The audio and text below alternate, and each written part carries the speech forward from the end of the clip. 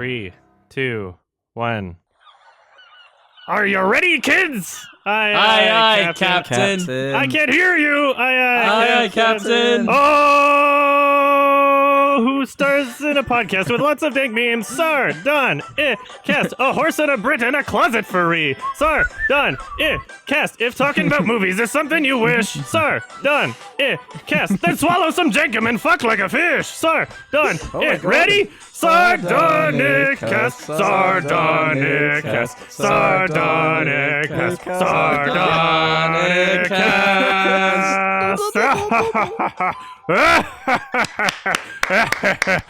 That was everybody. the cringiest shit ever. I love that. That's what I'm. the most awesomest. That's what I aim to be in my life. Yeah, and it's in a good way. I mean, like a compliment. Yeah. Hey everybody. I'm Adam from Your Movie Sucks. This is Sardonicast. Alex, Hello. Speechless, I see. I'm Alex from I Hate Everything. Yeah, well, I'm flawed. I'm Ralph from youtube.com/Ralph the Movie Maker. Perfect. Okay. How are we all doing? I'm doing good. Now that that's out of my system. Yeah. I've got something important I need to tell you guys. Something huge. Yeah. I'm holding something. Can you guys guess what I'm holding? Your dick. Disgusting. Get your mind out of the gutter. That's on my left hand. Okay. No, today I was going through a supermarket and I saw something that caught my eye. A bright blue drink with a big G on it called Gatorade. Oh, it exists. In the in the American sort of import part of this one supermarket I was in. That's so great. I found it and I had to buy it. Yeah. And I haven't tasted it, and I wanted to taste it right now so I could tell you guys what I think. Like, Cool. yeah, there has So to be this is some like an sort of exotic drink equivalency. for you guys. I can't believe that there's like no such thing as. There has to be some sort I had of a look. sports drink. I've had a look around where I live. Some people are saying apparently they do sell it in some places, but I'd never seen it before. Like no Powerade, no like no equivalency of some sort. There's what's it called? There's some Scottish one that I hate. Okay, That I couldn't find anywhere. but you hate everything. I just had a sip. It's blue, so I guess it's grape flavor. It's what? I normally avoid blue liquids. What? What do you mean what? It's blue, so it must be grape. Or did you read it and it says grape? Yeah. Grape is purple. No. It does. What? Isn't that like an American thing? Like blue things are grape. No. No. I was about to say blueberry. Yeah. Like if it's a blueberry. Usually if like, it's blue and it's a sports drink, it's going to Okay. be like blue raspberry or something like that. Or maybe like, Really? I'm trying to remember the grapes blue are a lot of flavor different flavors, of Powerade. a lot of different colors. I don't know. Grapes are Okay, purple well. or white This one's grape. or red. Alex, Aren't do they you green? like it? I guess they're green too. It's Sometimes. all right, I guess. Yeah, it's all right. Do you feel those Like, that shit's electrolytes? all over America. I hate it. It's really sugary though. Oh yeah. Holy Yeah, shit! it's just sugar water. I'd rather just drink normal water. What's wrong with that? It's healthy. It's There we not go, like- There's my live review. As sugary as a soda. I don't think. Oh, of course not. But There's some stuff there. It's got 30 grams of sugar in it. That's like a daily amount of sugar in one drink. Well, sorry. Oh well. Sorry for ruining your do you diet. feel more energized now? I do. I'm gonna be hyped. And if it has caffeine in, I'm gonna be extra hyped. for Speaking this of episode, hyped, so There's a trailer for Toy Story 4. It's a teaser. yes. Aren't you hyped? Oh hell yeah. Nope. I don't. Why are they making it? They're making it because they're Pixar and they just For money. make sequels now. And money. Cash Yeah, grabs. It's such a shame. Yeah. At least I was alive during like the golden age. I mean, like, it's not even the same people anymore, It's like they've swapped Yeah. so many employees back and forth between Pixar and like Disney Animation. It's just Didn't it's not. John Lasseter get booted off of Pixar because of some allegations? I think Something like maybe something like that. Yeah. Do you remember back in the day when it was the whole we only made Toy Story 2 because we had an awesome idea for it. Yeah. Yeah. When they made movies because they wanted to make them, and now it's like the complete opposite.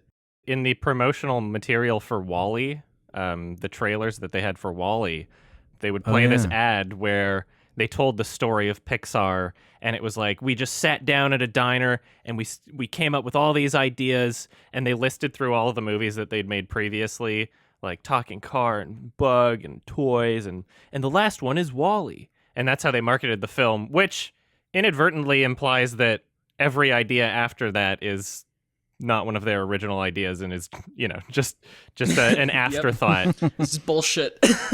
Any bullshit they could come up with. It's just like, what do we do now? Brave is like the ultimate, like, I don't know. Oh, yeah, I forgot that Scotland. existed. Yeah, everyone forgot that existed. I thought their low point was that dinosaur The one. good dinosaur. Did you see that? Oh, yeah. That was awful. No, I didn't even see that It one. was so That's how bad it was. It was genuinely really bad. Yeah. Not just I've heard a lot mediocre, of it was bad things. really bad. And that was the same year as Inside Out, which is like, I'm not saying it's up, with their old movies, but it was at least original and somewhat interesting. Was it and the same you could tell year? they cared. Yeah, I think so. And Good Dinosaur was like later that year. Coco was all right. And Coco was good too. It was all right. Yeah, I like was the Coco a same lot. year. Finding Dory was And cancer. the animation's always great. What else? Cars 3 was a Cars, masterpiece. 2 and 3? Yeah. Yeah. Cars 3 Monsters was really- University. it was really dark. Incredibles 2. Bad. Yep. That's another one. They're like, oh, we're not going to come up with an Incredibles 2 until we have a really good idea. And what they come up with after 10 years? He's a stay-at-home dad. And that's it. It's just marketing bullshit though, isn't That's it? all they came up with. Parenting is the real superpower. We're heroes Yeah. in our own way. Oh, God. Jack fights a raccoon. Nice. Got him. Took you 10 years to come up with that. Yep. You know how long people were waiting? Oh 10 my years? God. 10 years. Right? Just about. Yeah, around there. Yeah, it When was. did the first one come out? Yeah. Jesus Christ. Well, we were like kids when Incredibles 1 came out. Yeah. They released the teaser for Toy Story 4. It looks super gay. And recently they released another teaser. I don't know if you guys saw it. I felt like you didn't really need to see it, that this would just be a surprise if you haven't. But they have 2 new characters played by Key and Peele. And that's how they're marketing the movie now. Is that Key and Peele are in Toy Right. Story. Key and Peele are in it. Yeah. But they used to market them on just being good movies. Yeah. Remember the point in time Yeah. where you could have like an all-star cast, but you didn't need to put them on the poster and you didn't need to shove them in the trailers and be like, Whoopi Goldberg plays Shenzi. Like Yeah. you didn't need to do that at a What's the certain new point in character time. now? Like, It's a spoon, isn't it, or something? is one of that the is major that new the main characters. character? What's happening? What are they doing the same I think story? it's a major new character, right? Major character. It's an introduced character, just like Key and Peele. Who knows what's happening? It might not be Woody's story. I don't know. The blurb on the IMDb page says, when a new toy called Forky joins Woody and the gang, a road trip alongside old and new friends reveals how big the world can be for a toy. So it's a road trip again? Oh yeah. I feel like I this guess. might be Yeah. like the Force Awakens of Toy Story. Well, like a soft reboot? Yeah, I think that Oh, God, might be what they're going is for. that just gonna... That would be funny. Yeah, maybe. I don't know. That's probably what they're doing, honestly. Who knows? I don't know. Either way, it's going to be filled with nostalgia bait. Guaranteed. Yeah, That's what well, we know Pixar that. rides on now. But aren't people sick of it now? Like, even I'm sick of it. And I suck Pixar's dick, and even I'm sick of it. No, I don't think people are they? Well, that trailer has a lot of views and a lot of likes. Yeah, because everyone loves Toy Story. Because everyone. But everyone was happy with how Toy Story ended. Like, so many people were like, wow, the third one was great, and I'm very satisfied with it. And, like, Toy Story... I know you don't like it, Adam. We could talk about that. But, like, most people were satisfied with it. And, like, okay, that was a good way to end the trilogy. And now I get to put my childhood to rest and move on with my life. And now we just fucking dredge up the same shit 10 years later because Hollywood can't make money anymore. They don't know how to make money. So any fucking property they have... It's too valuable of an IP, isn't it? You know who wasn't happy with the ending? Who? You? Pixar, apparently. Oh, right. Yeah. Because they didn't make enough money. Yeah. They didn't want it to end there. Yeah. Yeah, it's not that they didn't. It's not that they didn't make enough money. It's that they didn't make all the money. Yeah. And aren't keeping. Now the ending all the means money nothing. and It has continuously to making keep money. going. It has to keep going for 200 years. We have to make Toy Story movies for hundreds of years until there's no people left to see it. We need a prequel. We need to explain how this all happened. Oh, please. A Toy Story prequel, can you imagine? That'd be funny. It's possible. It's probably gonna happen. It is. It's totally possible. And you get to see like Woody and Buzz as fucking kids, even though it makes no sense because they're made of plastic. Like that's what they do now. It's so sad. I haven't seen like a good original movie in a theater from like a big Hollywood studio in like I can't even remember how long. You know? Blade Runner 2049 was like a Sony. Yeah, that was a year ago, and no one saw that. That didn't make its money back because it was good. How would you guys feel about instead of soft rebooting them, if they went in and sort of literally remade some of the scenes like from the original Toy Story? So like an HD shot for shot? remaster? Sort of, yeah. Would that not be preferable over like a prequel or something? You know what? I'd actually like that idea. Yeah, I 'Cause wouldn't be They probably too have all the upset about files, right? Yeah, just add new 'Cause, yeah, like textures. if you can, Yeah, they if do you that can for point at video games. anything, yeah, if you can point at anything about the original Toy Stories, it's just slightly dated, I guess. Yeah. In terms Yeah. of the CG, that's kind of it. Mm-hmm. The toys look real, but the humans look like toys. Yeah, yeah. I mean, it fit really well. That's why they picked toys. Yeah, that's why they chose to do animation on toys, is because they have very simple textures. Mm-hmm. And back with the limitations of computer animation at the time, it was like, wow, this actually looks real. It's like understanding your limitations, and that's why it was so smart. Yeah. Yeah. But it could also go horribly wrong, and they could start adding things to the movie to make it worse, like George Lucas did. I mean, this is what George Lucas pitched, right? With the remaster of Star Wars. Like, oh, I'm just going to take all the effects and make them better, modernize them. And you're like, oh, cool. And then the movies suck. They're way worse than they were because of that. I guess. Did you know that Toy Story 2 almost got accidentally deleted? And that the only reason I heard about that. they were able to finish the movie is because they were able to copy the files from somebody who just took some of the work home with them. Like one employee, Really? there was like one copy left, and they almost lost like the whole movie. Yeah, That would have been fucking hilarious. it would have been a disaster. Who knows if it would have gotten Yeah. made even. Disney might have pulled the plug, being like, Oh, they come would have on." made it. The budget would have been It's just twice those as big. computer animators would have been like Justice League. They had to make the whole movie all over again. Pixar is the glory days are over. That's Yeah, they've been over for a while. Yeah. But they come up every once in a while with something cool, like Coco and Inside Out. They were fine. They're still not. They're still not They're more like. consistent than like DreamWorks and Illumination. I can't at call them least. consistent yeah. anymore. Oh, God, though. Illumination. Not with like the Good Dinosaur and Cars and I mean, I can't They always call them put out consistent competent anymore. products.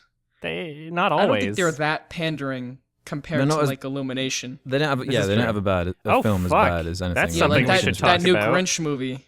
Jesus Christ! I Yeah. almost forgot they're rebooting Didn't Shrek. Tyler the Creator? Oh yeah. They're rebooting Yeah. Shrek. Oh yeah. Fuck. But didn't Tyler the Creator do like the Grinch soundtrack? He did a song for it at least. Oh, he I did know. a song for it. It's like, oh, so you just got Tyler the Creator because he's popular now. Cause They did the same with Despicable Me. Remember, they got Pharrell Williams to do yeah, that song. They just get all these stars that really have nothing to do Venom! with Grinch or anything. They just, yeah, like Eminem.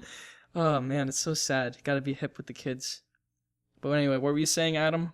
About the Shrek movie is being rebooted, yeah, and it's by Illumination. Right? yeah. And what's really sad about it is like it's almost like we can't just have a good meme anymore, because that's why it's happening. Is because Shrek's a meme. Is because Shrek has continued to be popular, and now they're just gonna ruin it. Mm-hmm. Do you think they'll embrace the meme and like reference it and stuff?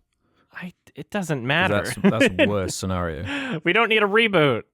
Make another sequel. I don't care. Like, See, I thought it was announced like last year or something that they were going to be making another Shrek movie anyway, right? I don't know what's happening anymore. I vaguely remember that, the internet going crazy because, yeah, it was Shrek and I think Space Jam is getting a sequel as well or some shit. Oh yeah, Space Jam. yeah. Really? with LeBron. They're making another Space Jam.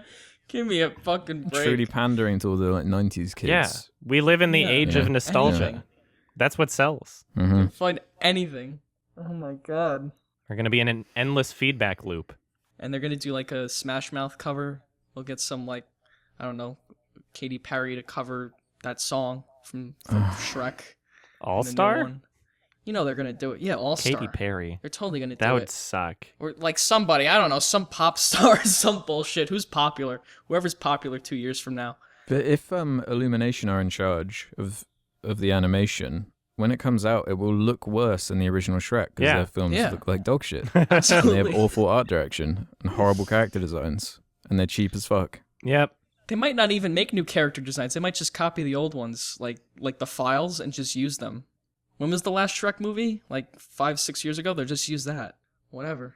No, they do that thing where they make the legs tiny or the head tiny. You know, they like having tiny bits. I just don't like their character design. I think it sucks. Mm-hmm. And they have cute pets, too. They'll make Donkey look cute. Give him big eyes. We'll turn him into a Yeah, dog. he would look like he's out of The Secret Life of Pets. Oh, yeah, they'll turn him into a dog. Right. Oh, my God. Not impressed. I picture it now. Speaking of character designs, there's a trailer for Detective Pikachu. It's a movie, and it's a live action, and they've got Pokemon. What? Yeah, I watched the trailer and thought, wow, this looks fucking lame. And then I saw the comments and the reactions from everyone, and they were like, wow, this actually looks awesome. I can't wait. Can you believe Mr. Mime uses Reflect? Holy shit. Clap. Then I was like, oh, I guess I'm just in the corner alone on this one. I guess it's fucking just I'll weird, watch man. it. Seeing Pokemon like this is... It's just, I'm not expecting anything good from it. The director has literally never made a good movie, ever. Who is he? He did, like, Gulliver's Travels, or what's that stupid Jack Black Oh my movie? God, really? That's like one of the worst movies I've ever seen. Rob Letterman. The one with Jack Black? Yeah, he's directed Oh. Gulliver's Travels, 2015 Goosebumps, Monsters vs. Aliens, and Shark Tale. Oh my God. So, Holy fuck. there's Still, no... Shark yeah, Tale? there's no this way. guy's still making movies? Ooh. There's no way this movie's going to be good based on that alone, right? And the character designs are pretty, like, uncanny valley, too. And also, it should have been Danny DeVito, not Ryan Reynolds. Come on. Danny DeVito Pikachu. Like all the creative decisions. Really strange. Like hyper-realistic Pokemon. It makes them look very strange in that, like, gritty world, doesn't it? I think people have a need to, like... I think people just want to see their cartoon heroes, like, in live action. There's, like, this need for that, I think, in the general public, even if it doesn't really work. And, yeah, Pokemon's, like, a perfect example of that. Like, when you see Charizard at the end, and you see, like, the gummy inside of his mouth with spit flying everywhere, it's like, what? I don't want to see Charizard doing that. I want to see him like a dumb 2D cartoon, or like a simplistic 3D render, not that. Yeah, even if it was just like Pokemon Stadium style or something, you know, where they still resemble the actual cartoon. They actually got there was a series of images created by some guy that I think it was called like Realistic Pokemon, and it was like this meme however long ago where he would take these Pokemon characters and make them hyper realistic in kind of like a weird grotesque way. They actually hired him for the movie. They found the guy and they I'm not even kidding. They actually found the guy and they hired him for the movie, even though it's like these realistic Pokemon, I don't even think they were made to look any kind of appealing at all, you know? No. Yeah, that's kind of the point. I mean, I'm glad the guy's getting work, though. Like that really creepy, hyper-realistic hilarious. Mario picture where you can see all of his pores. Like, nobody wants that shit. Did you see the SpongeBob ones? I love those. Oh, Those gross, are pretty cool. Yeah. Are you guys fans of Pokemon? Because I could give a flying shit about Pokemon. I am. I was when I was 12. The original 150, maybe Gen 2, just a bit, but definitely the original 150. I still play the card game every once in a while. It's so much fun. Oh. And I'm definitely going to go through like gold or silver on my gaming channel. I went through Pokemon Blue. I told you about this where I stayed up all night. But yeah, it's the Pokemon universe, the original 150 is something very close to my heart. And it's something that I grew up with. I would love to see something live action but done right. It's never going to happen, you know, like, because it's not only a huge intellectual property and lots of money is going to be dictating what's going to be done with it, but also it's for kids, and we're never going to see anything that has like real consequences or real action. You know, it's all just going to be watered down. Do you want a realistic Pokemon? I don't know if that would work either. What would be wrong with just doing an animated movie? Like a CG Right, like animated they've always movie. done. Why does that have to be Even like a 2D animated one? 2D animation's great. I don't understand why we don't do that anymore. it doesn't appeal to the Hollywood crowd, though, does it? I guess not. But that Spider-Man movie, yeah, I think that's gonna do well. That'll do well. That's 3D though. It's 3D. But yeah, CG. but it looks like 2D kind of. And it's also Spider-Man. I don't know. Yeah. I mean, yeah, chances are this film's going to be a big fart. Did you like the part when... if I flash back to did you guys see the Tom and Jerry movie where there's that scene where they're like, "You can talk? Oh You God! can understand me?" It was just like that. As soon as that happened, Pikachu's like, I was like, okay, so you're obviously experiencing some sort of grief from this, and if you understand human language and could effectively communicate, and it's just your voice that's the problem, why don't you try sign language or writing?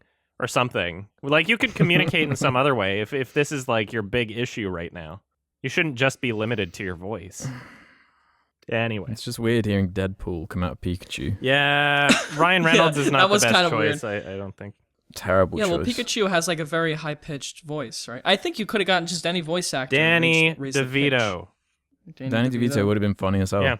Would have actually been like, oh, this looks like shit, but at least Danny DeVito's Yeah. Pikachu. it would be interesting. Ryan Reynolds is just such Yeah, I would have enjoyed that. too safe of a choice. It's like default voice. Yeah. Yeah. Yeah, he's got, like, a normal voice. Well, it's just so he's popular because of Deadpool and he's funny. Yeah. Let's put him in. Funny Whatever. normie man from Canada. I think he's actually from Vancouver. You proud? I don't know. Fuck, there's tons of like talented people from Canada that just forget their country and make American movies only. So Because that's where all the money is. that's what happens. Anybody that becomes like moderately successful in Canada, it's like, oh, well, goodbye. Going to America. Yeah. See, except for like Denis Villeneuve, who, although he's still making American movies, like Arrival was a Canadian movie, pretty much. So.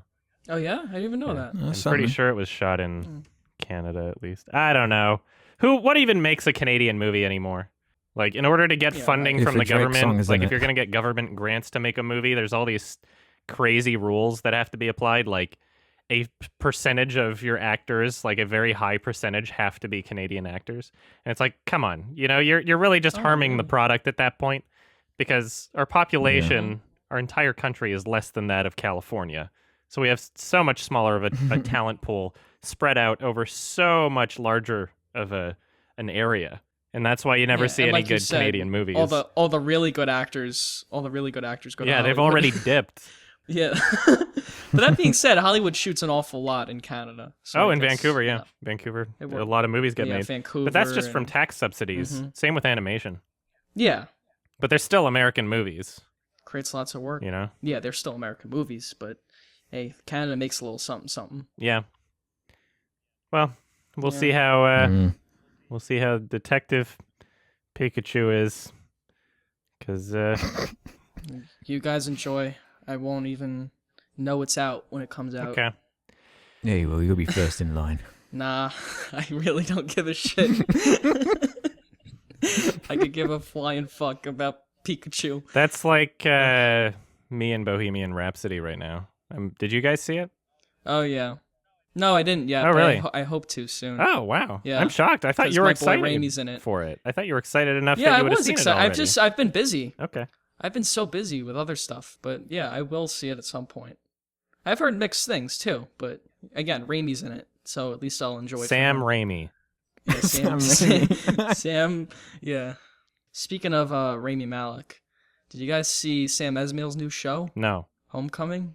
No, I've heard good things, though. Spider-Man. It's fucking awesome. Wait, what do you mean Spider-Man? Homecoming. Oh, not Spider-Man Homecoming. It's just called Homecoming. I know. It's Julia Roberts in an office. And it's fucking great. Is it? Yeah, so I'm gonna suck Sam Esmail's dick every podcast. That's all right. We all need Yeah, something to do. yeah, we'll discuss it one day. I think Alex would really like it because you like Better Call Saul. It reminds me a lot of that. Like Oh, the really? slow pace of it. Yeah, I way finished more the than latest Mr. Robot. season of that. Oh, that was recently. amazing too. Very, very, very good. Very well done. Yeah. Man, TV is where it's at. Streaming. Yeah, it's streaming, right? You know who's going to put an end to that? What? Disney. With Disney yeah. Plus. Goodbye, golden what is age Disney of Plus? streaming. It's Disney deciding, hey, you know what? We don't make as much of a cut from Netflix as we want to. Let's have our own streaming service. We'll probably charge just as much. And all of our content will be exclusive on Disney Plus.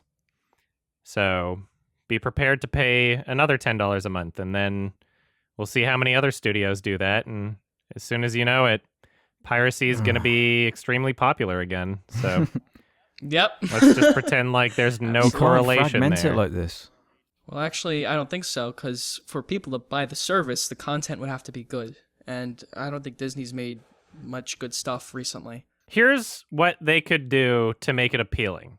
Okay. Every single film from their library, Disney, they now own Fox, every single fucking thing that they own on their streaming service for like $10 a month. Plus, to make it super appealing, if they did something where it was like, okay, we're going to release it while it's in theaters and you can pay to see it on the streaming service, that would be like, okay, you've won the market. If you're releasing movies streaming while they're in theaters, then you've won this game, and I'm not even going to criticize you. That would be appealing. Can you really see them doing that? No, they though? won't do that. Like, it would Of hurt course. their Avengers. Of course they won't box do that. office and all that. I guess like it would be way easier to pirate something in that sense, because somebody could just screen record. But I don't know. It depends how much of a market there is for that, because Netflix, they have so many fucking subscribers that I wonder how much they're making in comparison to, I guess, like the average collection of films in theaters. Like, I don't know what the exact numbers are. Well, obviously a lot. But Netflix also has a lot of variety, and Disney's not really about variety. They all do family-oriented stuff, which will still make them tons of money, but... Yeah, why I don't it don't just know. be a Marvel, Star Wars, and animated films? What else do they do? Yeah, but that's enough, right? Touchstone. I suppose that is enough. Like, Yeah. but I heard talks they're making like a Scarlet Witch show on there, right? With Elizabeth Olsen. Are they doing something like that? Someone told me that. I suppose Like, original who programming cares would about be her? smart. I don't know. Their movies aren't doing that well. Like, aside from the Marvel stuff. Like, they made that Nutcracker movie, right? Oh. That new one. What do you Nutcracker mean? and the Like, Four didn't- Realms. Like Beauty and the Beast remake and shit, they do really well, don't they? Yeah, but then you get The Wrinkle in Times and those kinds of movies. Yeah. Well, I guess like they have some of the lowest grossing movies of all time, but they also have the highest. They know how to make money, Yeah. that's for sure. And I appreciate Yeah, them exactly. releasing the Nutcracker in December, because otherwise it would conflict with No Nut November. So, bazinga. But it came out in November. Did it? Oh, I thought it was December. Maybe it's December. You're on a roll It today, man. it came out. It's gone. it's already It's out? already out of theaters. What? Yeah. It came and went? No, it's not out of. It's not out of theaters yet. But like, it came out. It was like 5th place or some shit. I don't know. Yeah, there was no way that was I'm going to gonna be have to good, that's for double-check that. sure. I thought it was not out Yeah, until absolutely. December. No, What are we talking about? The Nutcracker. the Nutcracker movie. The Nut what? movie.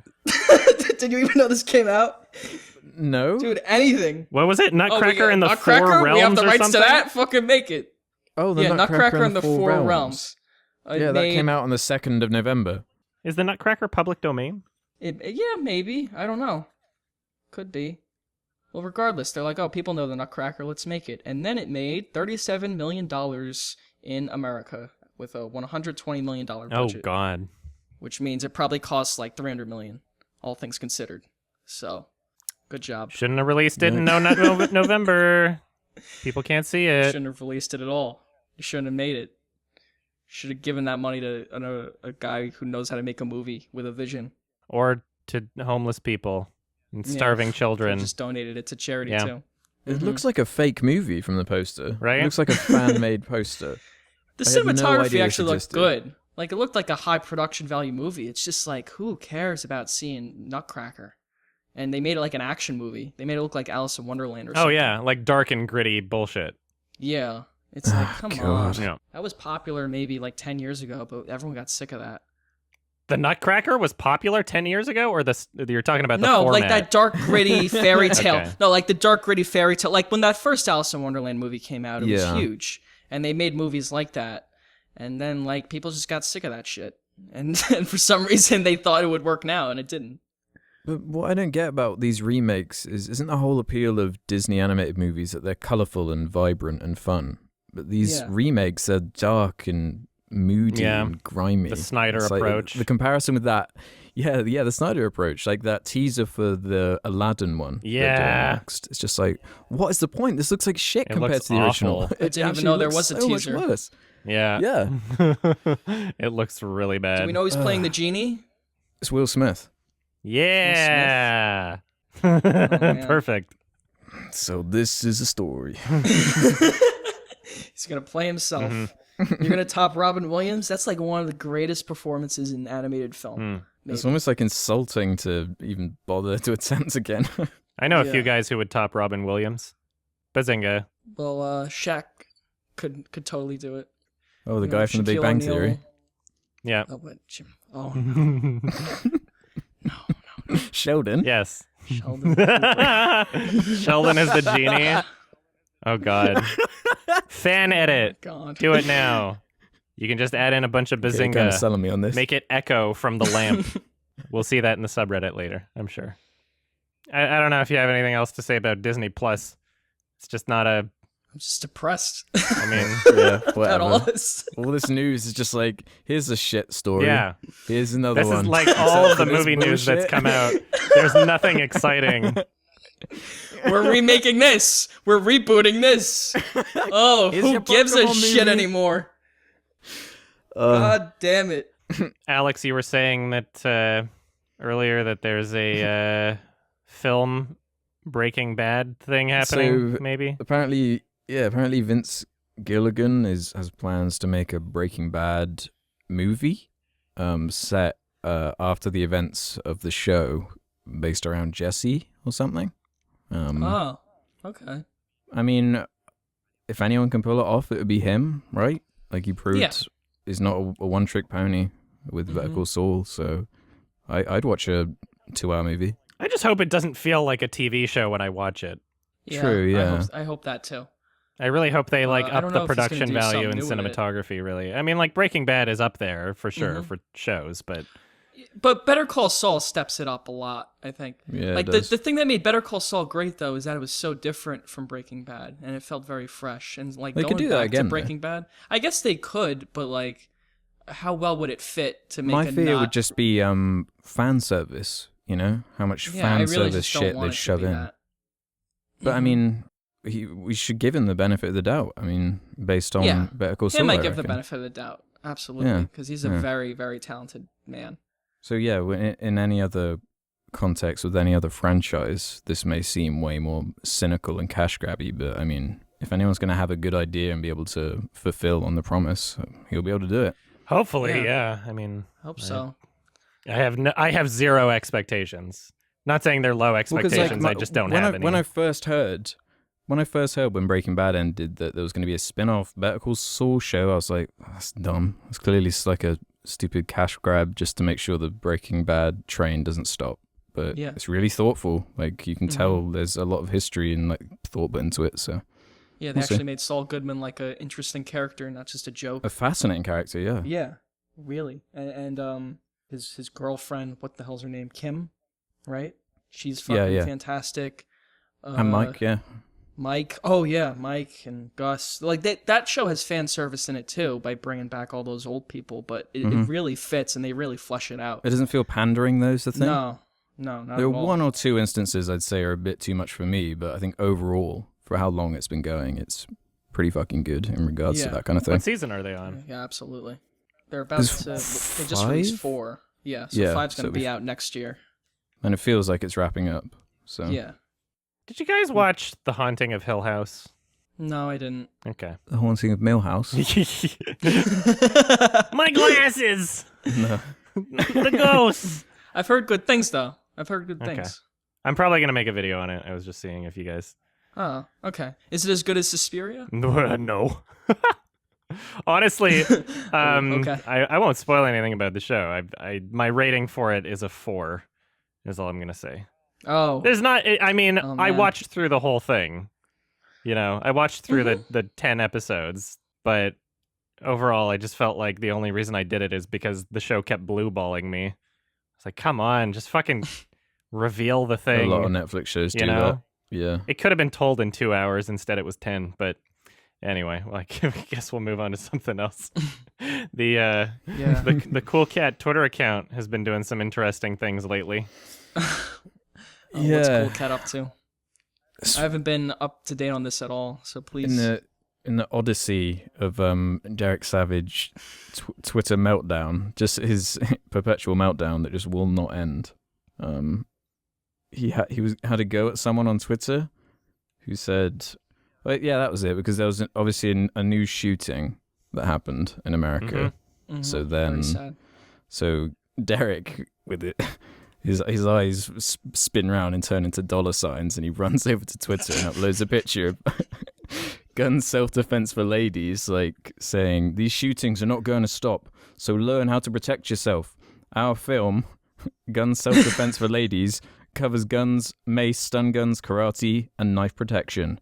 And with a big picture of the poster. Knife protection! And someone gave him shit saying, "Derrick, almost everyone here is criticizing you for this. Why keep defending it? Why can't you just admit that this was a poor time to plug your DVD? Besides, who actually buys this shit? Why do you think people want gun safety tips from the guy who made Cool Cat?" And then that's what threw him over the edge. To which he replied, "It's puny snowflake punks like you that give the bad guys an open window to hurt good people. You are a cockroach. And this message is from Derrick." God damn. on the Cool Cat Twitter account. Let's just remember that part. On the Cool Cat Twitter. Like, he doesn't understand the boundaries between like what should be allowed on a Twitter promotional account for a children's television show. He was doing the same thing after the terrorist attack in Nice. Seriously. Like, every time there's like a major shooting, he's like, well, wouldn't have happened if you just watched my DVD. Think about that.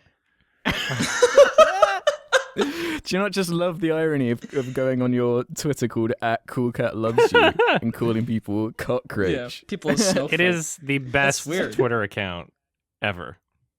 But is it normally like kid friendly? Debatably not, honestly. Kids, debatably he's always not. hitting on women and stuff. Yeah. With his Twitter? No, I'm not even kidding. Yeah. As Cool Cat, yeah. Shit. Yeah. There were Jesus, ones where dude. he's like he's role playing as Cool Cat, being like, "You should date my daddy Derrick." I'm not even kidding. It's really, really creepy, but also hilarious. And I encourage everybody to follow that Twitter account. It's the gift that keeps on giving. Do you think he listens to this? I don't know. He's a crazy person. Derrick, if you're listening, don't like go public on Twitter and do that. Keep That's not doing a good way it. to meet women. Keep doing it. Yeah, keep doing it. Whatever. You need to lay off the Twitter guy. Just, step back from the internet and reevaluate. Can you even get more embarrassed? Like, can he become even more embarrassing? Like, I don't know. From this point, is he in rock bottom? I don't think he has any shame. Like you have to be shameless to use a school shooting or a shooting in general to like promote your own bullshit. It's horrible. But it wouldn't have happened if they watched the DVD. Yeah, that's right. All these gun issues in America, they could have been resolved if we all just sat back and watched Cool Cat instructs how to use a gun or whatever it's called. So did he change the title to ladies instead of women? It used to be Gun Self-Defense for Women. On the picture he uploaded, it says in big red font, "Gun Self-Defense for Ladies." Because he keeps doing this fucking thing where he keeps, like, George Lucasing his own works and making small tweaks and pretending it's a new product, and he's just releasing the same thing. That video he posted on his YouTube channel, Cool Cat Loves MMA, people are like, "Oh yeah, Adam, look, there's a new Cool Cat book." I watched the video. It's the same. It literally, he just changed the word wrestling to MMA on his previous book. It's the same cover. It's the same thing. Yeah, he's tricking people to make money. Like, I don't think I don't know what his business plan is. Like, he moved away from LA, which is presumably where the Cool Cat actor is. Yeah. And so that's probably why he was pretending to be Cool Cat in that other video where he split the screen in half and just got in the suit. I don't know, like... My guess is that he's out of money. Like, that's why he moved out of L.A. probably. 'Cause Yeah, it's expensive cheaper to live there. In Vegas, that's for sure. Yeah, so he's probably couch surfing or something. Yeah, how much money is he realistically making from this? You never know. must be He probably pennies. used to make a lot, because Cool Cat became huge, but I don't know. If only he could crowdsource something and actually follow through on his promises. Oh, yeah. How much money did he make from that in the end? I don't know. Or was it one of those ones where Over they don't get 9,000? money if they don't? For fuck's sake. Is that the real... These retro Yeah. memes just coming in. I think that was around How much did he the actually amount. make?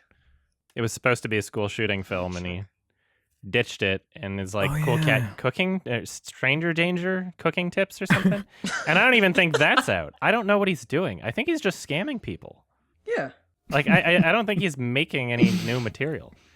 Like, the only shit he's making is just, like, making small updates to previously existing films of his and then pretending it's a new product. I bought that Cool Cat, the kid's superhero film, 5 months ago now? I still haven't watched it. Because it's just, I know it's just, like, it's the same movie with, It'll like, be an the extra same, yeah. scene or something. You know? Should I watch it? Yeah. I guess I should. I've become kind of disinterested. I really just want a new Cool Cat movie. Yeah, I we don't all know. do. I'm looking through the Kickstarter now, or like I googled Cool Cat Kickstarter, and there's like a fuck ton of Kickstarters and Indiegogos. Oh, I yeah. don't even know which one is the He one. keeps There's making like new 5 ones. of them. Yeah, he Yeah. kept redoing it, didn't he? It's crazy. It's honestly like an insane person is running this. Well, that's why I wanted a Cool Cat t-shirt, but I'm scared to buy one because he'll have my address and might be able to put it together. And then, like, Send it to a friend's address. Don't use your name. yeah. Yeah. Send it to And then somebody your else. friend's house will blow up. If you bomb in it. Well, he won't know that they're associated with you. you. That's what I did to order the movie. I got a friend to order it. Because actually, Okay. it's not even that, like, oh no, he'll have my address. It's that when he blocked me on Twitter, I tried to buy something from him after, and he, like, refunded it immediately. He was like, he just doesn't want me Really? as a customer anymore. Like, okay. Wow. Yeah. That's crazy. Yeah. So that's how few orders he gets. He actually like looks through them and sees the names. Yeah. It's Oh my god. very strange. Adam, you're probably the only person who bought anything from him. Maybe. You never know. He's just counting on you Yeah. to keep buying stuff from him. It's hilarious. I see quite a few people at conventions with the Cool Cat shirt. People wearing it ironically. Oh, yeah? It's pretty good. Oh, that's Yeah. good. All right. Well, thanks, Daddy Derrick, for continuing to capitalize off of tragic shootings. Keep at it. Yeah, dude. I'm You sure. gotta let off. I'm sure you'll sell more copies of your gun self-defense DVD from that. You should find a new hobby. He just needs to make another Cool Cat movie. Get on it. He needs to stop. He needs to stop making a fool of himself. I genuinely I almost feel bad for him now. No. Like, this got ridiculous. It's been ridiculous from the start, though. It's somehow escalating more. Mm-hmm. It's one of the greatest memes. That's right. It's the gift that keeps on giving. Mm-hmm. All right. Well, Can we talk about something good? can we? Okay. On this podcast? Yeah, is that allowed? Yeah, is Yes. that allowed? Goes against the name. Well, I guess I could introduce the movie Yeah, we're talking about. do that. Yeah, go on. Yeah, let's do it. So, I recommended a movie, spoiler alert, for those of you who haven't seen it. The movie's called Don't Look Now. It's directed by...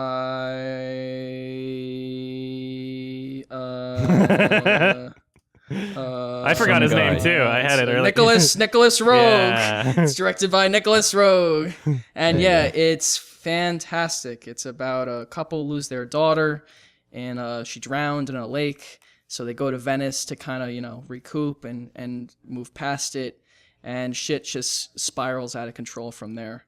There's psychics, there's paranormal activity, there's dwarves in red coats. It's amazing. So let's talk about it. Who's first? What do you guys think of it? Alex? I thought it was okay. Okay, interesting. Let's go. Let's go. I didn't take that much away from it. I thought on a technical and creative level there were some interesting and impressive things, like the editing and a lot of the camera work I enjoyed. Mm-hmm. But in the end I found it quite mechanical and almost limp in the end. Wow. I totally disagree with that, but yeah. Okay. Adam? I enjoyed it. I did feel as though it was kind of slow for... The opening scene was great, and then most of what happened in Venice up until the last 40 minutes, I was a little uninvested. But overall, I enjoyed it. And for a 1973 movie? Is it 73? 74? For a movie that old, there's a lot to appreciate about it. And although it didn't necessarily resonate with me as much as I would like to in my own personal experience, I did get quite a lot of enjoyment out of researching and looking up other critics and filmmakers talking about the film, and it gave me some extra appreciation for it. There's things that I like about it. Yeah, this is like an acclaimed movie by like critics. Oh yeah, like I know Mark Kermode. Kermode. Is that how you say it? Kermode. Like Kermode. Like he loves it. Like a lot of editors like look to this as like one of the finest pieces of editing ever. Mm-hmm. I guess it's like groundbreaking the way he made associations with cuts and stuff like that. You see a lot of that, like filmmakers use that now. I think of the guy who directed Wild and like Dallas Buyers Club. I forgot his name. Do you know his name? Doesn't if matter. Would know, it would be you two. No, I know Doesn't who matter. it is, but his name doesn't matter. Yeah, but it's something. Yeah, and this is like a lot of this guy's movies are like this. Nicholas Roeg. Have you guys seen anything else? From I don't him? think I have. I've seen The Witches. You've seen what? He did The Witches, right? That Roald Dahl adaptation. Maybe I haven't seen that one. The only other movie I've seen from him is Performance, which is like the editing is very similar. Like it's very hectic and I don't want to say choppy, but at first you're like, oh, what the fuck is going on? Did you guys feel that in the opening scene? I actually Yes. one of the videos that I watched after was on the Criterion channel. They actually interviewed the editor of the film, and he was talking about how when he went into this approach, he used a very kind of non-traditional method where he intentionally would, leave certain shots going on for longer than they should in comparison to other films that he's edited, or, depending on how much room is given with the shots that he has to work with. I really enjoyed the editing during the phone call scene when he finds out that his wife is in England, and how it's just like these bizarre close-ups like on her mouth on lines that traditionally you wouldn't expect to cut to a close-up. Like it did have a very kind of like it was unexpected. Yeah. Like you never knew when a cut was coming or how it was going to be. He would like cross the line a lot, the 180 line. It was very like uncomfortable. It intentionally in a way. made you uneasy and uncomfortable. Yeah. It was, I think, very effective. There was a lot of like quick cuts, stuff like that. Yeah, I did enjoy the editing for the most part, for sure. One criticism I would have about it, though, is I did feel like as it gets closer to the end and he's chasing the dwarf in the red coat, it's already so incredibly obvious looking at the reflection in the water what it's relating to. I don't think we needed to fade back to the incident with his child. Like sometimes it made it a little too obvious. And even watching I feel like that's just like a dated thing. Like, I think just movies back then, like people weren't as they couldn't put the pieces together as much. During that interview, he was talking about how subtle a lot of the clues were. And although that's very true, there are many instances of subtle clues in that film, especially the amount of times that we see like the funeral barge and the breaking of the the glass mirrors, and all that. breaking glass. He did mention he was talking about the conversation in the diner where they first meet the crazy sisters, and he was saying like, oh yeah, normally the audience won't even expect that this brooch will come into play later. He could just be looking at the brooch, and I kind of, watching that was just like, you did a close up, like Yeah, there's a lot of red herrings in this. yeah. But like the close up itself is just like the film is literally telling you that it will come into play later, or at least be shown again. Yeah. So in some ways, I very much appreciate the subtlety. In other ways, I wish it was more subtle. But like you said, it is another, product of its time, 1970s. So you can't really expect it to be like too subtle in a way. Mm-hmm. Well, that's what I kept doing, is comparing it to other films from the 70s that I love, and just not being able to pass off certain things that I just thought, maybe it was just because it was so out there for the time, so unconventional, just so experimental in a lot of ways. As a piece of filmmaking, like it does pay off for what they were going for, but it's so sort of sporadic and mad in terms of how it's put together. I think it works in terms of like a technical achievement for the time, with a lot of interesting technique.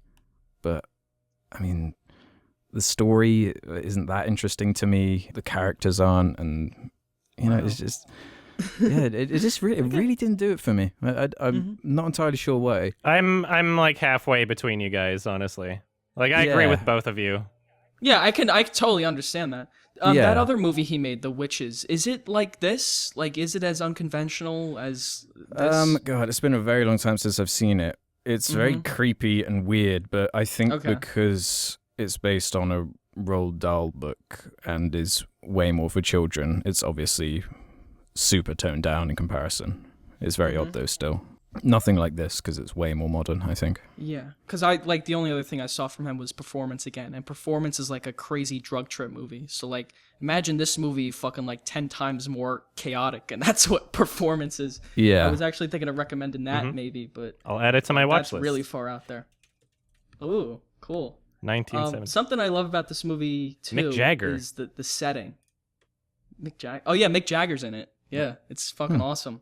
But something I love about this movie is the setting, where it's like set in this like romantic city, and yet they shoot it in a way to make it fucking creepy. And they go in all these alleyways where, like, I've been to Venice before, so I know like all the landmarks, but they always shot in like these claustrophobic alleyways that are like off to the side of the city that tourists don't really like explore. And it made it feel so like otherworldly and creepy. Especially with the whole like series of murders happening. It's like this is not a good place to be when there's a serial killer going around, Yeah, and thematically it fits the movie too, because it's like this, they're trying to like rekindle their love and their romance and their marriage, so they go to this romantic city, but they can't escape it. Like, the city's still a fucking shithole, and there's constantly like warnings on like walls that the city is sinking and that it's done for, because Venice is a sinking city, and like by the year 2100 it'll probably be gone under the ocean. Sorry. Oh well. But do you guys think it works as a horror movie then? Yeah. Did it scare you? It does. I mean, it's like it's scare. I don't know about scare, but like something I love about horror movies or like something like this is it's very confusing and very you don't know what to make of it when you first see it.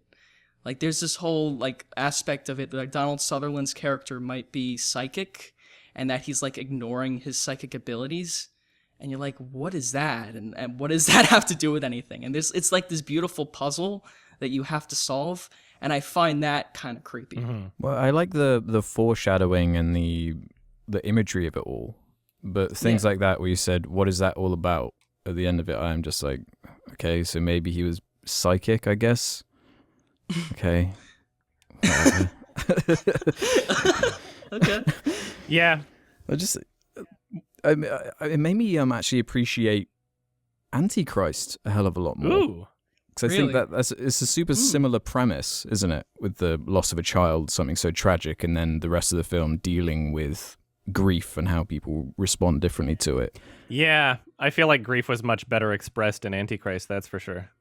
Yeah. Like, there's something somewhat detached about the way... I just didn't buy that they had gone through something so traumatic because of how normal they were acting, you know? I don't know if it was the time jump or... Yeah, again, that was another disconcerting thing about it, too. There's this whole theory that the son might have pushed the daughter into the lake. And that's like, you never really see the son after that point, and you're like, so what the fuck's going on there? And you never really find out. Like, I don't feel this, like, disconnect that you did. I related to both of their characters a lot. What are their names? John and... what the hell's Julie? Julie Christie's character? What was her name? No, keep the IMDb open. Mother? Mother? Yeah, the mother. I'll think of it at some point. But yeah, they felt like a real couple. One of the best scenes in the movie, like this iconic scene, is the sex scene in this. But even like before, when they were just walking around naked, talking to each other, Donald Sutherland's like brushing his teeth naked, and he hunches over the sink. I liked that, yeah. Yeah, like they felt like a real fucking couple. Yeah, I love that about them. Yeah, when they're naked it was, but I know the sex scene's really famous and infamous, but again, it was to me it was like a couple of people who've like never had sex before trying to. Dude, I didn't feel that at all. I thought it was very believable. It's very odd. They were like changing. Well, because like sex scenes in movies is like they're in one position and then they fade to like the next position or whatever. And this, you see like them awkwardly like turning each other over and shit like that. It was very believable, and it was graphic without being like pornographic. It didn't really have much nudity. You know, it was very classy. I was doing some reading afterwards, and apparently that's the first thing the leads actually filmed.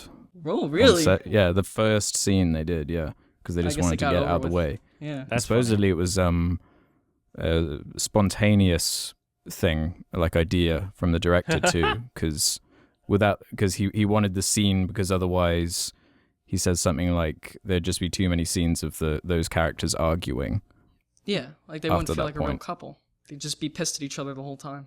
I got this vibe that it was kind of off in that scene. Like so then reading that, I was like, oh, that's probably why. Like it's just these two strangers who have just met and then have to roll around and be naked with each other. Yeah, just didn't buy it. That. Wow. Okay. Yeah. Once again, I'm taking kind of the middle ground here. I do. Mm-hmm. When I watched that scene, honestly, like it felt really cheesy. Just the music especially was kind of what added to that. But afterwards, reading about it and hearing other people talk about it, I can get it. I understand why people appreciate it, and I understand for the time period, it was fairly groundbreaking to show not just seductive sexuality, but sexuality from a couple that has been together for many years. Oh, yeah. It almost got an X rating. Mm-hmm. Yeah. They had to cut, in some countries, they had to cut the sex scene entirely. Oh, wow. Because it was too graphic. Yeah, I think it's rated an X in the UK. So. Oh, really? Oof. Oops. Yeah. Yeah, there's a lot about it that I watched it, and my initial reaction is, it feels really cheesy, but hearing other people talk about it, it's like, yeah, I can totally understand and relate to how people appreciate it, and appreciate it myself too. But just, I guess the initial experience, or I don't know, like even if I watch it again, like there's parts of the film that are going to feel cheesy no matter what. Like, when he's running around and there's like a man screaming from the distance and it zooms in on his face. Like it was kind of comical to me. Like just the scream, like the zooms in this worked. It was really funny.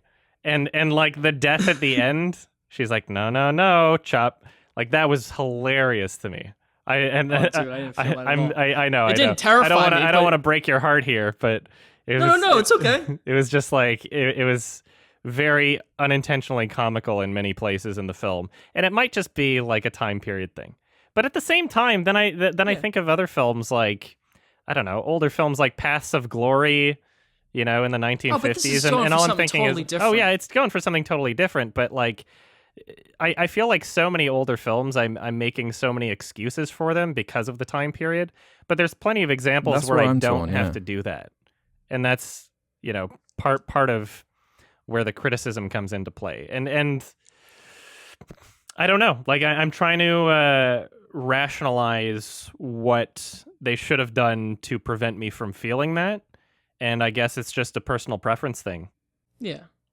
It's just the movie's set in a way more heightened reality than Mm-hmm. like, I don't know, Antichrist. Not saying Antichrist is like realistic, but definitely it wants to get more of a hopeless emotion out of you than I think this does. Mm-hmm. So, and I also think like a big theme of the movie is the fact that Donald Sutherland's character is trying to like literally ignore his grief. Both of them are, and he tries to like bury his head in his work, and that doesn't really work out. And that's what ends up getting him fucking killed, because he's like ignoring his wife and his kid and all these psychic premonitions, and he's like, oh, well, let me just focus on my work and be logical about this whole situation, and that's what does him in. Mm-hmm. So like, I don't know. I didn't feel the corniness. I just felt that the movie was not trying to be realistic in any way. It was just in this heightened, exaggerated world. No, I And get it's you. kind of like darkly comedic in a way, if that makes sense. Not that I thought anything was funny, but it was just so bizarre. It's unsettling. Mm-hmm. Some of it, you know? It's like fantasy a lot of the time. Yeah. Yeah, like a fable or something. I really enjoyed the scene where he was like hanging from the rope in the church or whatever, where he almost died. Like the accident. Yeah, I really enjoyed that Yeah. scene. Didn't he actually do that? There's shots actually him, in I there where it's like, wow, he's actually doing that. Like I don't Yeah, know it was how they fucking filmed the crazy. whole thing, but like there's certain shots where it's like, wow, that's very realistic.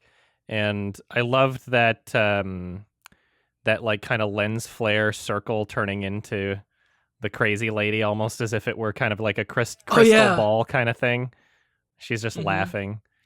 And in a way, like I love the filmmaking associated with that. Like I thought that was super creative and really cool to watch.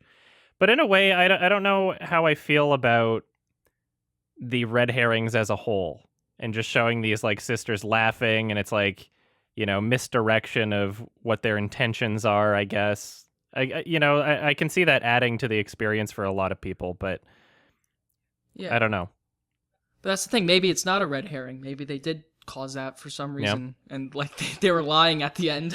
Like you just don't know. This whole thing is like this giant mystery, and like the more you try to think about it, the more it like almost makes less sense. The more you think about it, in a good way.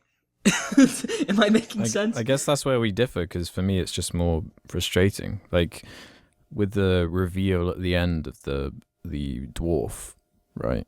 It's like that's the payoff for that setup. It was really funny to me. Okay. I mean, yeah, it's just a lot of little things like that. I'm like right down the middle at first. Like I really did want to really love this movie. At first I thought, shit, this is really interesting what they're doing here. But as it builds on top of itself, like it just became more and more just disinteresting to me. I just couldn't get attached to anything. Like when like the mechanics of the film, the only thing that is keeping me engaged and interested, and the plot isn't interesting and the characters just aren't convincing to me. What is there left? Was there anything you liked about it? I liked a lot, yeah. Like I like nearly every technical element. I like the way they tell the story. I just don't think I like the story. Or I don't know if it is just how old it is, because I'm pretty sure this was an independent movie for the time. So, I mean, the budget and the technology they had available would be extremely limited for what we have now. So it's very difficult to put yourself in the position of a filmmaker back in the 70s. So for the stuff they were pulling off in this film, especially for an independent movie, was impressive. And I did like a lot of the way it was shot, and of course edited and all of that. But there was too much that just pulled me out, and it did feel really dated a lot of the time for me. Things that were supposed to be horrific or shocking to me a lot of the time, because of technical or how old it was reasons just weren't working I for me. don't think it's vibing. an age thing. I think it's just the style of the director. You know? reckon? Because one do. thing that kept pulling me out was the audio sounded terrible to me. Yeah? A lot of like weird. I don't know if it was just my setup or what, but you could really tell when there was like ADR and I don't know, like it was at different there's levels. some moments like that. Yeah. If I had any issue, it would be that some of the ADR. But again, that's like an age thing. I forgive. Like it's a trade-off because some of these, like, you have to shoot it in Venice and you have to shoot it on location, and I guess sometimes they just couldn't get the sound equipment on these fucking boats because it was too loud, or there's the ocean is too loud or something like that, so they had to ADR it. Like, I understand. I don't know, man, because like six years later, like Alien came out. Oh yeah, right? 6 years later, and Alien's not an independent movie, and Alien's not shot on location in Venice. I know, but it's like everything horrific that I'm after for like a horror thriller was achieved a lot better in other movies from the decade. That's totally fair. Did you guys notice the similarities to Hereditary? Yeah, I did. Yes. Yeah, I that's saw a another lot one of I was echoes thinking. of other horror movies in this. Yeah, I believe the director of Hereditary cited this film as one of his inspirations. I think that's why it was on my watch list, actually. Yeah. It was because I watched the featurette on the Hereditary Blu-ray. okay. Yeah, I think that's what's so good about it. It's like the same thing that happened with Jacob's Ladder, where the film's okay, but the way it's impacted the industry and filmmakers who saw it when they were young, and it was influential to them and how it affected their art, I think is what makes this an important piece of filmmaking.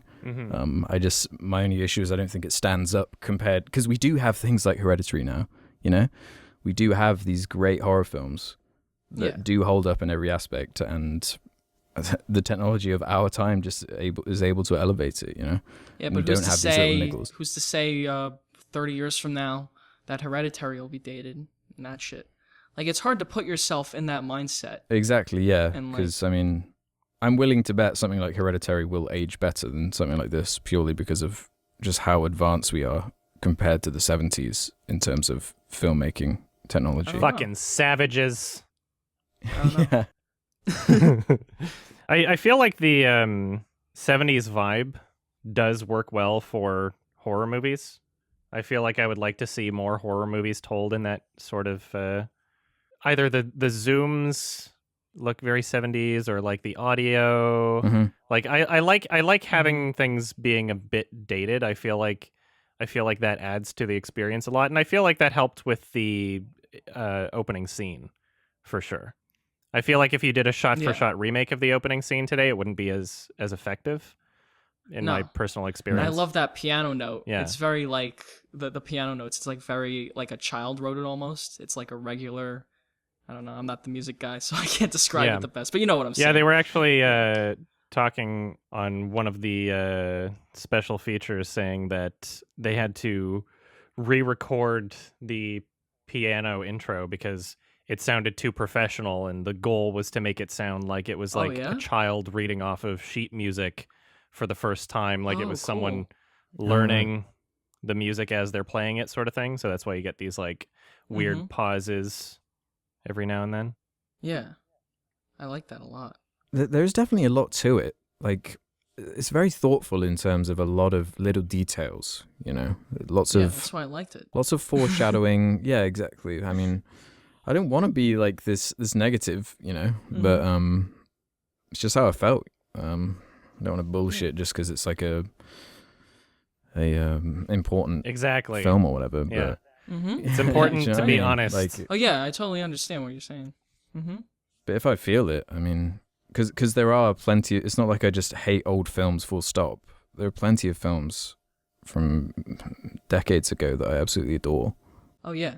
I would never accuse you of that. Like, oh, fucking, you don't like old movies. My brother was watching this with me, and he was fucking bored out of his mind 20 minutes, and he's like, I'm getting the fuck out of here. He played Red Dead. Like, I totally understand. Like, this is not for everybody. And I'm guessing, like, some commenters will be the same way. But I also feel like people will spin it the opposite way, where it's like, this is super important, and you're just Yeah, you're not people giving it a jerk chance. off You're to not it, too. understanding it. Yeah. Yeah, like, Whereas Alex isn't a true cinephile. He doesn't understand the Yeah, importance yeah, of. there we Look go. how he cut the scene. Like, don't you understand? The editing is like You're this. supposed It's like, to like it. shut the fuck up. And that's why I like Yeah. it, is because I Yeah. know I'm supposed to. Yeah. Yeah. Like, Yeah, exactly. how about you get your head out of your ass and understand that people have other opinions? Fucking assholes. So it's always really annoying when you watch like a classic and then you don't line up with how everyone else feels about it necessarily. Yeah. And you even appreciate the things that everyone else appreciates. Like, Yeah, it's not like even that. I totally see why one would get a lot out of it, but personally, I just didn't. Yeah. There's not much more to it. I like the same things you liked about it, but it didn't affect me in the same way in my experience. I felt no emotion throughout the whole thing, aside from Yeah. this is kind of old. This would be a pretty boring show if we all felt the same thing. Yeah. So, Did you guys feel as though I don't know I don't know if this is the version I watched or if this is every version, but like there was so much dialogue in Italian that they didn't subtitle, and I was kind of like Yeah, I was gonna starved ask for about that. some sort of translation, and I don't know. Like maybe that's kind of the point, is that you're supposed to be confused, I guess, but I don't know. Like the Yeah, I main think that's the character point. could understand. I saw it right? a week ago, so I don't remember. Could he? I don't remember if the Yeah. main character spoke fluent Italian or not.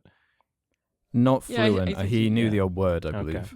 Yeah, he Yeah. understood enough to like talk to that priest. I love the priest character too. He like does nothing. Yeah. Same thing with the police chief. Yeah, It's like he tries to seek refuge in these things. there's a few useless characters. No, but I think that's the point again. It's Oh like no, he I'm tries not. to I'm seek not refuge. disagreeing with that for sure. Oh yeah, like if he tries to seek refuge for his grief in church and the law, and they're all like, "Yeah, fuck you," and they cut to the priest at the end of the movie, and he's like in bed, and he just gets up and goes, and he goes back to sleep. Yeah. It was great. There's a lot about this film that, on paper and like hearing other people talk about it, sounds amazing, but like the actual experience That's the itself, to me, I wish I was able to feel those same things and take it more seriously, but it was a relatively cheesy kind of film for me. And I still liked it. I still appreciate it, but there's just parts about it that I wish I was able to take more seriously, and on paper it's like, oh wow, this is what I should be experiencing from it. And that sounds great, but I didn't. Yeah, on paper, this should be something I love, man. This is like such a good idea for a premise, you know. So much to explore with this kind of idea, whether it be just the horror elements or just the grief stuff with the parents losing a child, something so horrific. Like it's just so rife for storytelling, but it just didn't gel with me. Alex, did you feel as though the wife's emotion was a bit understated near the end? Yes. Yeah. I kind of felt that way through too. most of the film. It was kind of weirdly understated. Yeah. The Maybe she's just funeral, being. like, Maybe she's at- just really Yeah. English and prim and proper. Like people deal with grief That's differently, hard that's to- for sure. But at the same time, you know, if you're going to have that be a focal point of your film, I don't know. I just it's not personally very would dramatic, is it, prefer, to have a understated? Yeah, I would like to see like a tear or something when she's mourning her husband. Something. I don't Yeah. know. I was fine with that. And again, the image spoke way more than the performance itself. Like she was very restrained, but like all around her was like, weren't there like birds flying or some shit? There was like John Woo. like I don't Maybe. remember exactly the image. I saw it a week ago, but I remember like there was all this stuff going around, and the shot itself was like beautiful, and it conveyed the emotion just fine. See, I think that the performances might have been something that kind of bugged me a little bit. I just didn't buy that they were these people in this situation going through something so traumatic. Yeah. You know, they just seemed to me like it's actors kind of reading lines about something sad, but it didn't have any of the weight to it to me. Well, because the thing takes place, I guess, months after the daughter died. Like they've had time to cope with it, I guess.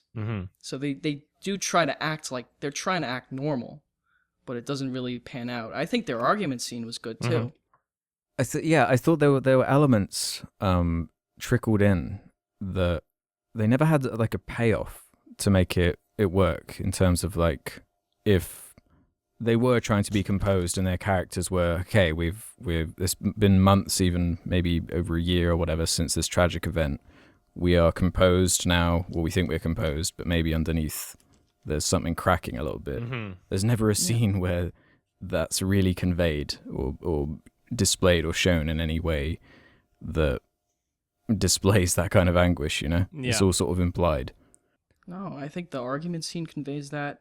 I think the end, although it's like more metaphorical, it's not literally the characters going through a realization, but like him getting killed because of his carelessness and like his I guess his ego as, oh, there's no paranormal activity going on here. My daughter's dead. Fuck that. Fuck all this. I think that conveys it well too. But it's like even with I like the idea of his refusal to acknowledge his grief kind of coming back to bite him. But the whole dwarf thing is such a strange, it was really funny reveal. Yeah, I know.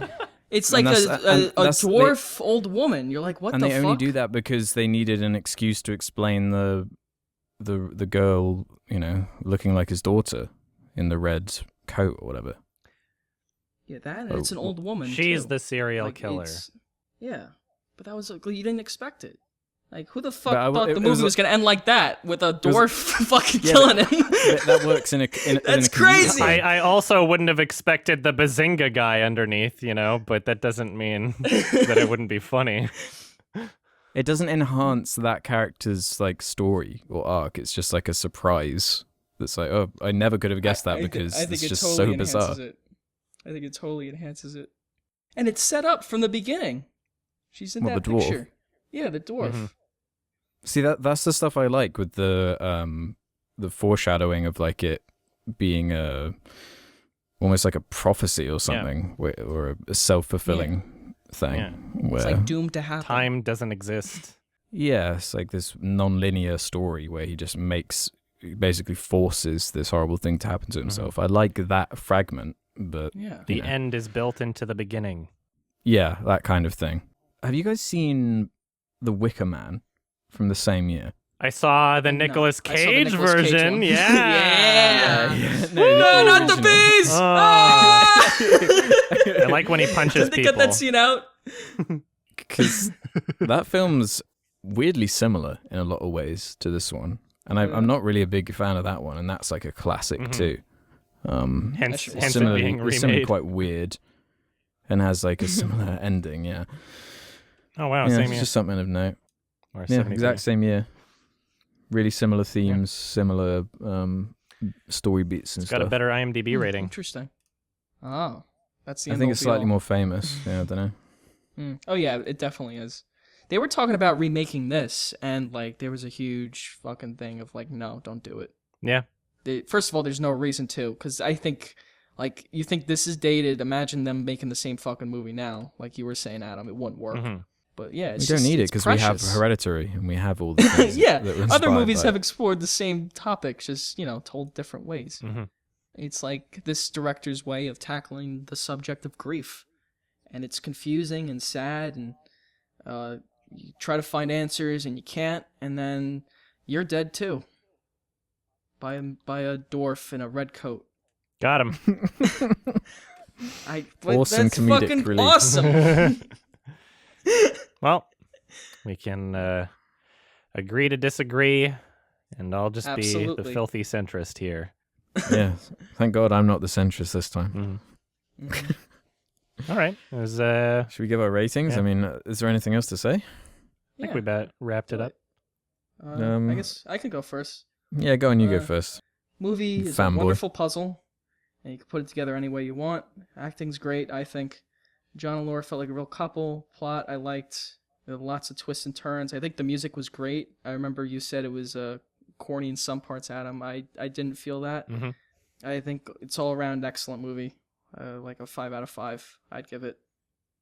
But yeah, I understand where you guys are coming from. Okay. Totally. Okay. What about you? Well, yeah. I'm glad I watched it. I'm right down the middle on it. I respect it way more than I actually enjoy watching it. I was honestly quite disinterested at times because I just couldn't get attached to anything aside from how technically impressive it was for the period it was released in. But I'd appreciate it more probably if I was in like an art installation or something, and it was showing clips with big chunks of text saying, "Back in 1973, this is how this was achieved, and isn't this great?" I was like, "Yeah, it is. I'm gonna go watch my other movie now that I can get something." Yeah, I'd give it a 3-star. I've sounded really negative, but yeah, 3 out of 5 stars. All right. Yeah, there's a lot that I appreciated about it. It didn't hold my attention throughout the entire film, but there are parts where it was legitimately interesting. I appreciated a lot of the filmmaking. I appreciated the portrayal of their relationship at specific points. Loved the opening scene. Loved the end 40 minutes of the movie, aside from the death scene at the end, really. Yeah, I would give it a 7 out of 10. And I'll probably see it again at some point. We did it. You did a good job defending it, though, Ralph, because it's way harder when it's just 1v2. You know what I mean? Where it's like... Oh, yeah. Yeah. Well, especially when it's something that you really like. When people are saying a negative, what more can you really say if you just completely disagree then? Well, I didn't feel that way, so... Yeah, absolutely. Hey, we all watched it, and we all liked it and appreciated it somewhat. Yeah. So, nothing to be mad about, although the Reddit likes us fighting. So we can argue over the Pokemon movie. I'll lie and say it's good or something. 10 out of 10. Right. It's perfect. Anyway. Should we go into our questions? Yes. Let's do it. So if you want to leave your questions for us to answer on the next Sardonicast, head over to the Reddit page where Ralph will pin a funny thread to leave your questions in. So the first question comes in from YFinFFFFFFF, who says, "This question is a punishment for Ralph's audio mistake in the last episode. Lol. What are the best performances you've ever seen that have been done by a child?" That's the question. All right. I don't know. When that kid in Schindler's List who hid in the toilet, that was pretty convincing. Okay. That's about it. Every child in a Mikhail Haneke film. The kid in Funny Games, every kid in The White Ribbon. He gets so much out of the actors. The kid in, what's his newest film called? Happy End. Happy End. Yeah. Like all those, every child he works with, he is able to work with them in a way that he gets so much out of their performance, and always fantastic. And it really just goes to show, like, how lazy some directors can be in directing children, where they're just like, it's kids who's gonna give a shit, you know. And a lot of people do feel that way. They're like, it's a kid, you know. But if there's something that's unrealistic that takes me out of the movie, where I don't buy that it's happening, it affects me whether it's a child or not. So I blame more the casting agents for that, because sometimes they get these kids and they're like either the son of some famous producer, the daughter nepotism. Of like, I know this actor. Yeah, nepotism. This girl's a pretty young girl, so let's put her Sometimes in it's 9 Lives. just and to it's be like, cute. This girl can't act. Yeah. What a cute just to be kid. Cute. Oh, it's a cute kid. Who's not going to have a real career as soon as they stop being cute. You're setting them up for a life of pain. Exactly. But the kid from E.T., the original E.T., I forgot his name. Yeah. But he's fantastic. Usually Spielberg has good kid actors. AI, that kid's really great. Probably because he's good with people. Yeah.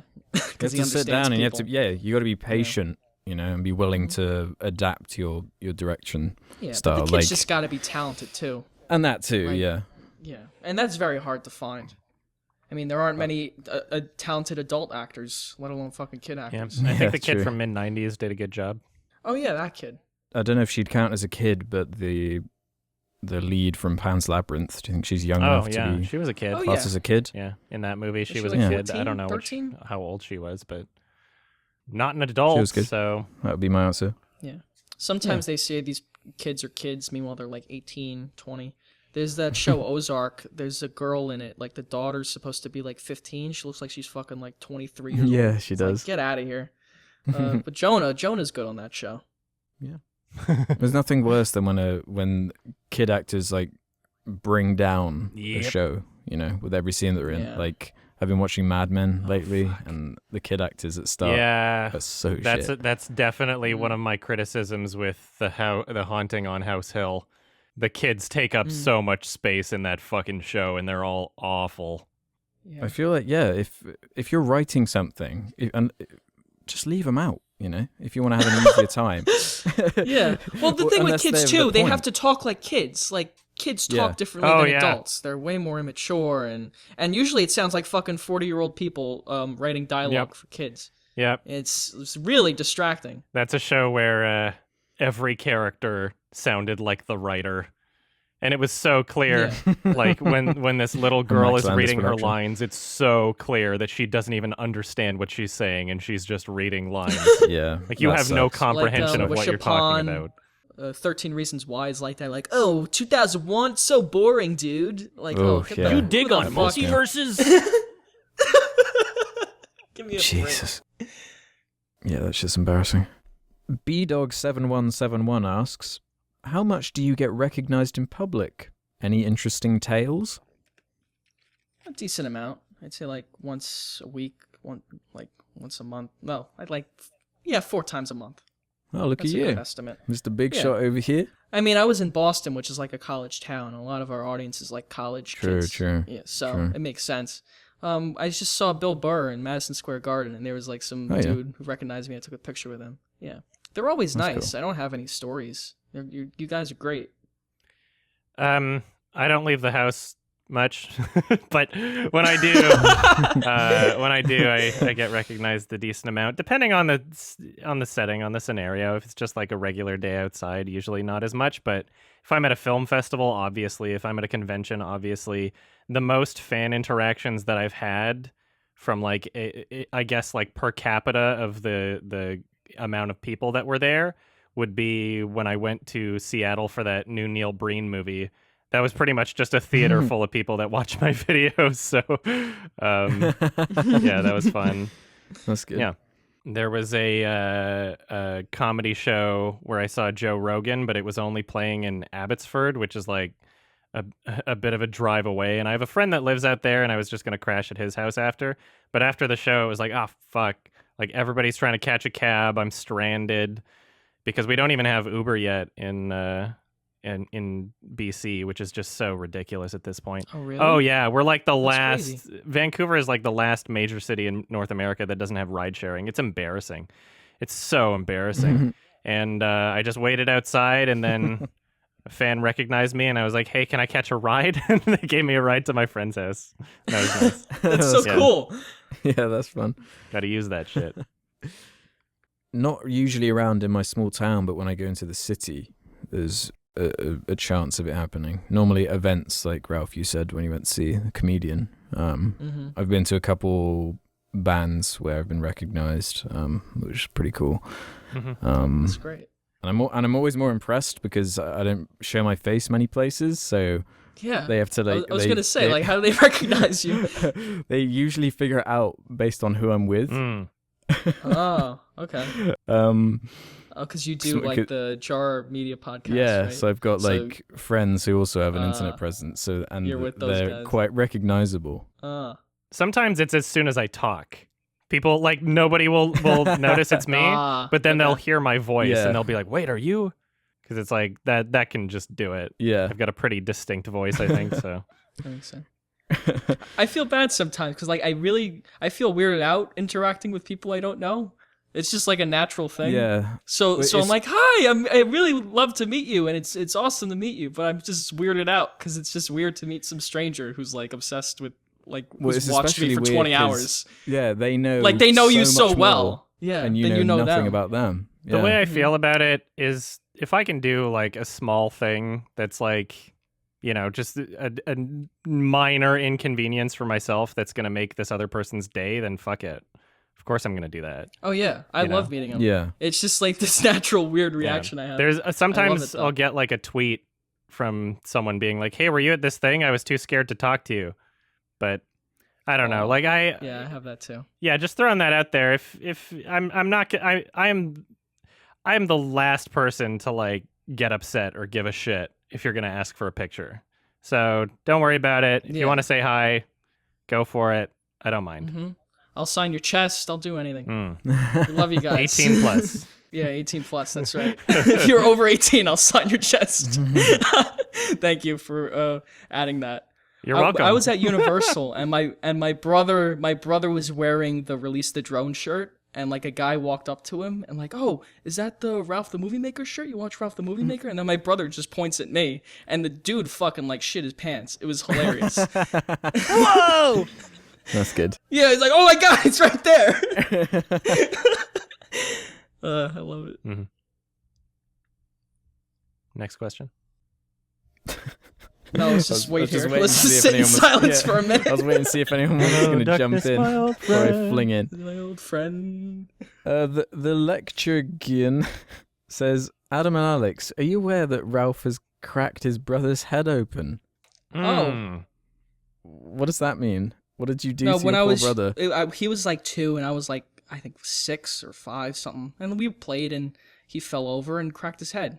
We brought him to the hospital. That's it. How did I even know that? Did I mention that at some point? Yeah, I was going to say, I don't even remember. That's crazy. You might want to message this guy and be like, "Wait, you stalking me?"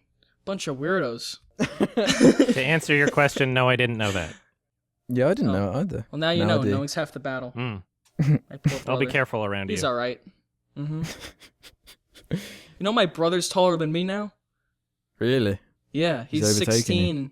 Yeah, and we knew from when we were young. Like my doctor's always like, your brother's gonna be taller than you, Ralph. Yeah, so most people are taller than you. And now he. Yeah, well, no, that's not true. But my brother's taller than me, for sure. I think it's gonna be funny when someone gets like a picture of us in public, and he's like, he looks like my fucking dad or something. Yeah.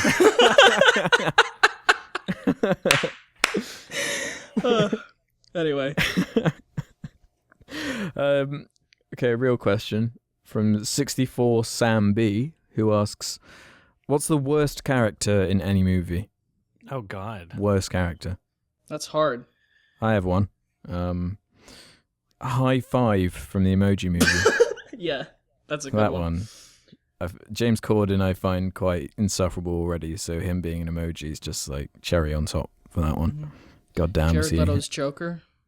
Yeah, that's an awesome answer. Yeah, I'm thinking like iconic. Like if you're gonna say worst characters, there's probably like a guy from After Last Season or like one of Neil Breen's movies. You know, but like I'm trying to think like actual mainstream real movies. Yeah, if you wanted to go with like silly ones, like what's that guy in the room who just keeps showing up? Cool. What's his name? Denny? Oh yeah, Johnny? the guy. Denny? Yeah, Denny. Yeah, that character. That's the couple that keeps having sex on their couch, just sneaks in and just has sex on their couch. That one's full of them. I feel like it's an easy, or like a low pot shot, but I mean Jar Jar. Oh. Like people, he is worse than you remember. Like I know it's been done to death, but you kind of forget how fucking terrible that character is. Yeah, he genuinely is next level embarrassing. In that same vein, I would say like any attempt at a comic relief character that just comes off as annoying. You know, like I would try to watch an old Don Bluth movie, like, oh Balto, this is pretty good, and then those fucking polar bears show up, and I'm like, oh fuck. Stop. So annoying. Well, did you see Treasure Planet? No. That Disney movie? No. There's this robot in it called Ben that shows up, voiced by Martin Short, I think. God damn. He just screams every line. It's like, this film was pretty good until you showed up, man. So annoying. I feel that way about Mulan. There was that, the Mulan movie is pretty good, but Eddie Murphy's in it as the dragon. Eddie Murphy and dragon, he's like, yo, Mulan, what's going on here? And he's like jumping around. I'm like, what the fuck? I'm trying to enjoy this movie, and Eddie Murphy keeps like annoying me. Mushu, that's it. Yeah. Oh, Mushu. Pretty bad main character from a YMS review I'm working on, Joe Doucette from the Old Boy remake. Pretty poorly developed and expressed character. Somebody sent me a link, by the way, Ralph, saying that you were like defending the remake. Is this? Yeah, I don't think it's that bad, but we can talk about. Oh yeah, for sure. That's a whole discussion. I gotta see it again too. My review will be out, and I think that I will persuade you in some way. Mm-hmm. I also I think I deleted that video. Yeah. I saw that I when was I was looking younger. for it. Yeah. And I didn't say it was as, it's not as good as the original, obviously. Mm-hmm. One more character I want to mention, since we mentioned the Star Wars prequels, I think Anakin Skywalker's way worse than Jar Jar Binks. Because, like, at least Jar Jar Binks is, like, some fucking random character that no one cares about. Like, oh, you can just ignore him. But he hates Jar Jar's sand. fault that Palpatine gets into power. Yeah, okay. That too, sure. But, like, Anakin Skywalker, this is the prequel series about how Darth Vader became Darth Vader, and we want to see how Anakin Skywalker became this, like, super awful guy. And it's like, oh, he was a whiny bitch the entire time. He was just a whiny bitch, and then he got in a robot suit. And it's like, wow, that was fucking Darth Vader? That's all there was to him? Well, like, that's insulting. That is a good answer. He got that way because he Yeah. hated sand so much. Yeah, It gets he everywhere. hated sand, and Obi-Wan's like, Anakin, why don't you listen to me? Because I'm your mentor. And he's like, I don't want to. I want to go to Padme. Fucking asshole. All right. Yeah, good answer. Want to do one more? Sure. Yeah. Garudoka HG says, when judging a documentary, how does misinformation factor into your ratings? Does it depend on the kind of style the documentary is going for? Yeah. Like, Michael Moore's are very biased toward his position, but, like, that's the point. It's his personality, right?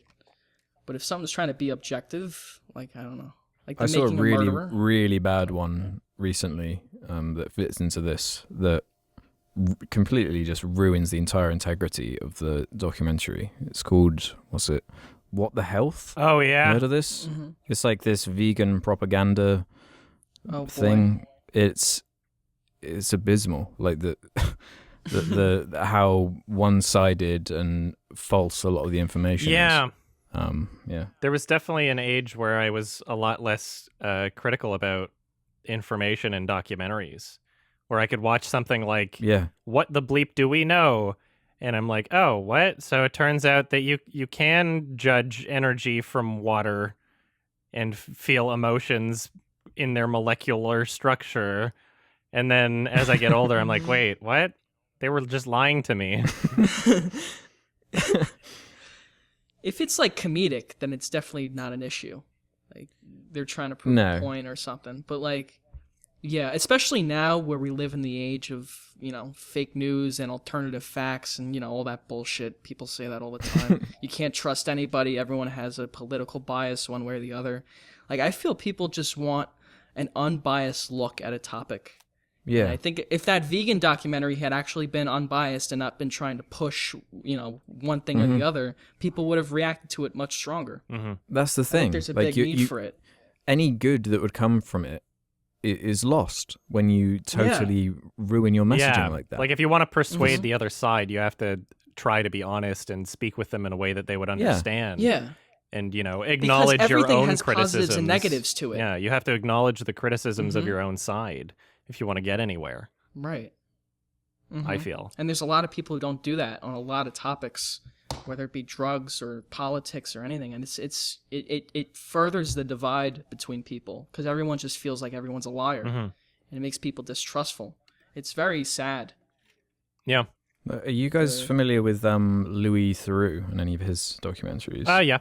Because I really like the way he does it, because he just plays dumb, which kind of fools his subjects into like a false sense of security, and he's like totally unbiased for the most part, and it just gets like a genuine reaction. And I feel like that's a way better way of doing it if you want that kind of that style of documentary as opposed to just spinning facts. The mockumentary style takes advantage of that too. Like Borat's the best example, where he just acts like this foreign, oh, I'm from a country where everyone's sexist and my wife is, My wife! And then like, my wife, dead. whatever, he has a donkey and whatever. High five! But then like all these people feel comfortable around him, like, oh, so this guy's cool. I can talk about how I hate gay people and whatever. And it's really fucking sick what people say when they're that comfortable, and that's interesting. We're trying to get that done here. Yeah. What do you say? Execute gay people. Yeah, right? yeah. Yeah, that's fucking crazy. Nice. And he actually said that. And then there was those guys in the RV who were talking about like assaulting women or something. It was horrible. And then like when the movie came out, Everybody tried to they sue fucking him. sued. Yeah, like everybody who everyone was tried in the to movie sue because they to thought sue. it was like some fucking asshole from Kazakhstan. Like no one was ever going to see this movie, and it turns out the movie made like $200 million. You signed the release. You were aware you were on camera saying these things. Sorry. Have you watched Sacha Baron Cohen's new show? Yes, I've seen all of it. I haven't yet, no. Oh, you haven't seen all? Oh, I've really? seen some of It's it. been out for a while. I've seen like 3 or 4 episodes. Like the shit he gets these people to do is fucking crazy. Yeah, it's that hilarious. like state representative from Georgia shouting the Is it the guy who said N-word the over and N-word, over. Oh my god. I'm like, America, with his pants down. You're gay. You're gay. So funny. Yeah. So He made funny. like a fake quinceanera where he had like that was like the a bunch best. of pills. Oh, that was one of my favorite ones. That was fucking hilarious. Just like, and he called the police, yeah.